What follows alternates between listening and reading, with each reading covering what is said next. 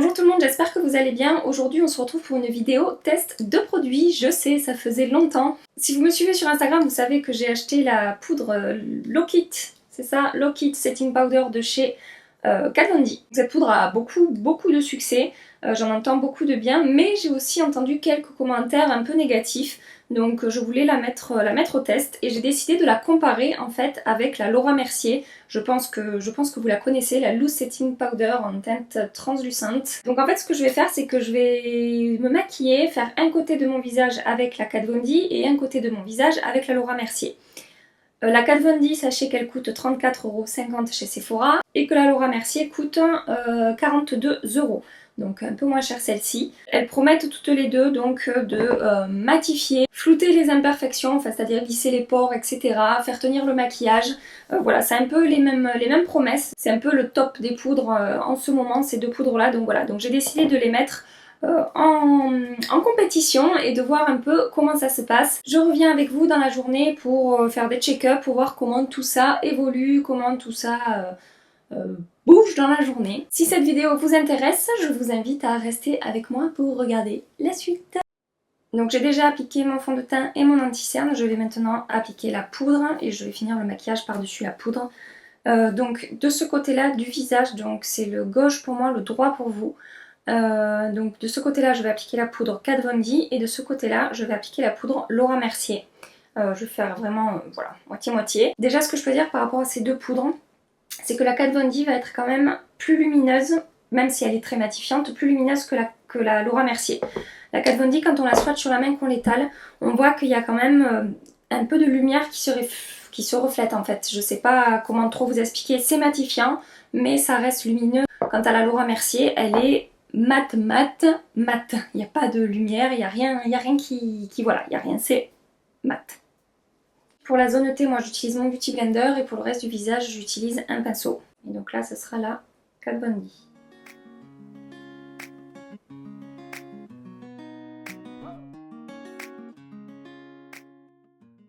Au départ, la Kat Von D, on a l'impression qu'elle va nous laisser une trace blanche, mais ça disparaît en fait totalement ensuite.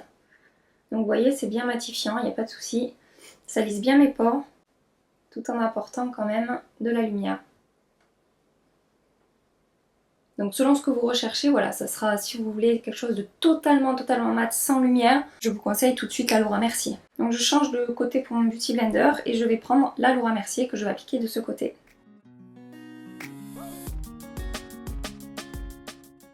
Maintenant, je prends un pinceau poudre. Je sais pas si vous pouvez voir qu'il y a quand même de la lumière dans cette poudre. C'est ce qui m'a fait l'acheter, hein. Quand j'ai vu les particules de lumière là, qui étaient dans cette poudre, j'ai trouvé ça vraiment super joli. Parce que ça matifie mais ça ternit pas totalement le teint. Je prends un pinceau poudre pour l'autre côté. Tout d'abord, ce que je peux dire quand je regarde de près, donc là vous voyez, il y a quand même, j'espère que vous voyez, il y a quand même un petit peu de lumière. Là, il n'y en a pas du tout. Voilà, donc ça c'est la plus grosse différence je pense entre ces poudres. J'arrête pas de me répéter mais voilà. Au niveau des pores, mes pores sont lissés des deux côtés, il n'y a aucun souci. Au niveau de l'anti-cerne, je trouve qu'il y a moins d'effet de matière du côté du Kat Von D que du côté de Laura Mercier. Je trouve qu'on voit un peu plus l'effet poudreux du côté de la Laura Mercier que de la Kat Von D. La Kat Von D vraiment c'est lissé, c'est assez flouté. La Laura Mercier c'est mat, ça file pas dans les plis, c'est pas ce que je veux dire, mais c'est moins lisse que la Kat Von D. Et je trouve comme ça que mon cerne ressort un peu plus de ce côté avec la Laura Mercier qu'avec la Kat Von D, sûrement ce côté lumineux un petit peu qu'apporte la Kat Von D. Je pense que ça floute un peu plus ces imperfections que la Laura Mercier. Sachez que la Laura Mercier quand même c'est la poudre que j'utilise depuis des siècles et que aucune pour l'instant ne l'a détrônée et que je l'aime énormément, hein. Je suis pas en train de vous descendre la Laura Mercier, je suis en train de vraiment comparer les deux résultats au moment de l'application, à voir dans la journée après en plus laquelle va le mieux évoluer ou pas quoi. Pour conclure, lumière, pas lumière, donc selon le résultat que vous recherchez, ça c'est vraiment, ça appartient à chacun, hein. Et voilà, je trouve que les imperfections sont plus lissées de ce côté que de ce côté, même si de ce côté tout va très bien, il n'y a rien de catastrophique, hein.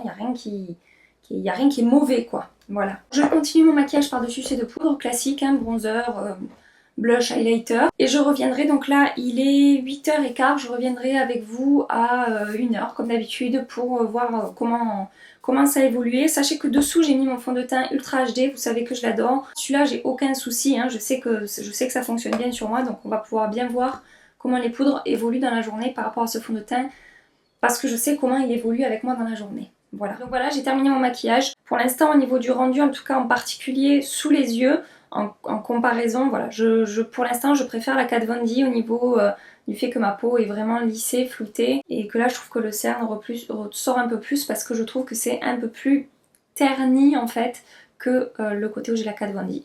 Voilà, donc je reviens dans 5 heures à peu près pour voir avec vous comment ça a bougé.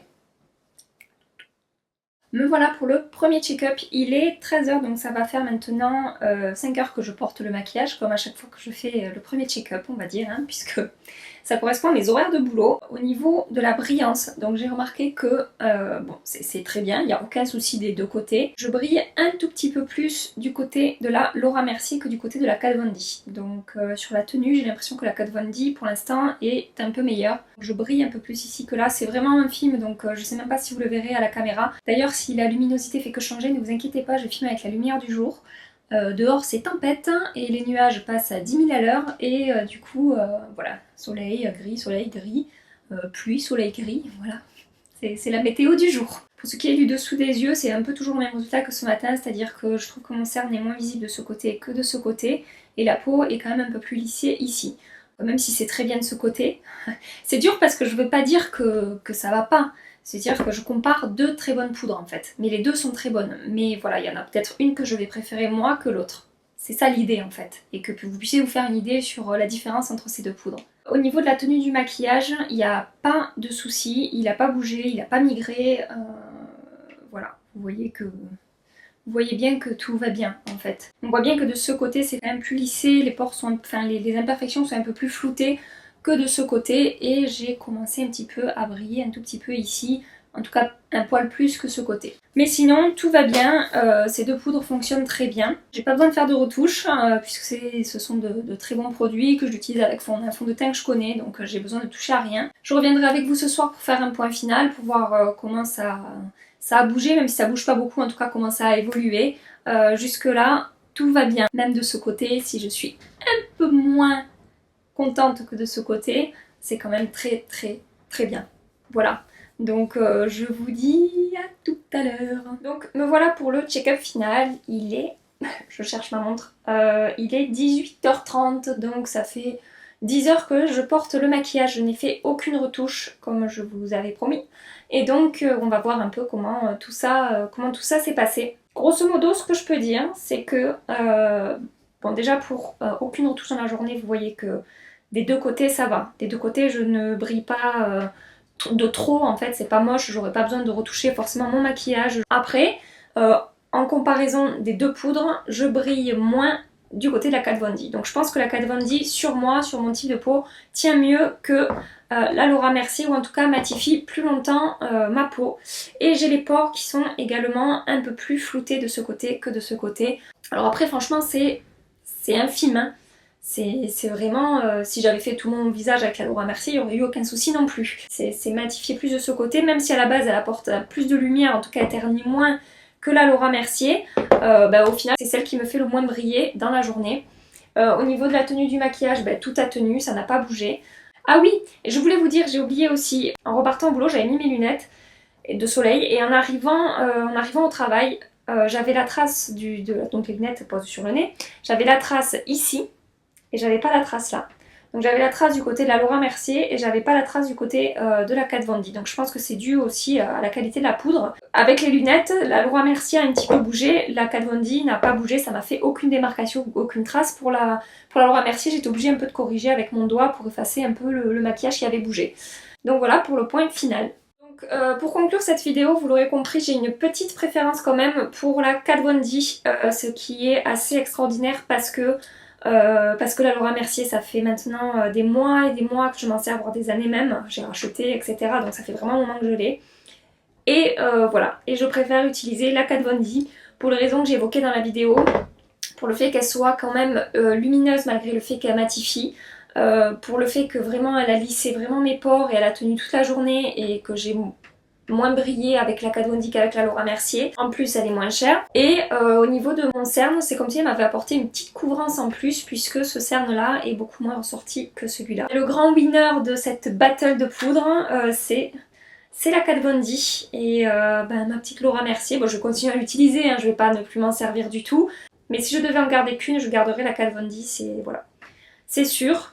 Et j'aurais pas pensé qu'un jour une poudre puisse détrôner la Laura Mercier. D'ailleurs, quand j'ai acheté la Kat Von D, la vendeuse à Sephora m'a dit oui, c'est la numéro 2 des poudres aux États-Unis au niveau des ventes. Et je lui ai posé la question quelle est la numéro 1 et elle n'a pas su me répondre. Donc voilà, j'ai rigolé parce que ça servait à rien de me dire que c'était la numéro 2 si t'es pas capable de me dire quelle est la numéro 1. J'en ai déduit par rapport aux vidéos que je regarde, etc. que la numéro 1 c'était soit la Laura Mercier, soit la RCMA powder, là, vous savez la poudre blanche qui coûte 10 €, qu'on voit beaucoup aussi sur les chaînes en ce moment, les chaînes américaines. Quelques françaises commencent à en avoir. Moi je l'avais commandé sur un site aux États-Unis.